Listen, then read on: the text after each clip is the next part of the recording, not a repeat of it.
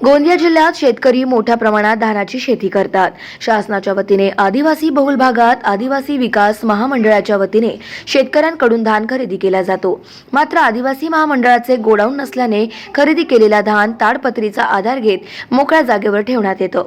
याच वर्षी राईस मिलर्सच्या विविध मागण्या प्रलंबित असल्याने धानाची उचल न केल्याने गेल्या 4 महिन्यांपासून हा धान उघड्यावर तसाच पडून आहे।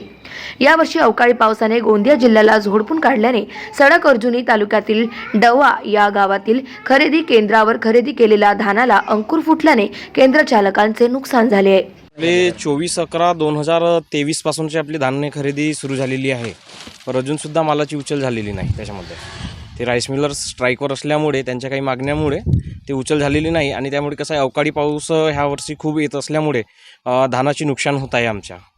त्यामुळे ते काय मागणी आहे आता तुमची शासनाकडे आमची एकच मागणी आहे की लवकरात लवकर मालाची उचल करण्यात यावी। अडचणी म्हणजे आमच्याकडे आता गोडाऊन नसल्यामुळे आणि हे माल उचल झाल्या नसल्यामुळे आमची जे ओट्याची जागा आहे खरेदीची ते पूर्ण सध्या जाम झालेली आहे। त्यामुळे खरेदी करण्याकरता आमच्याकडे जागा उपलब्ध नाही, त्यामुळे रब्बी हंगामाची खरेदी करण्याकरता अडचण येत आहे। गाव माझा न्यूज करिता राधाकिशन छुटे, गोंदिया।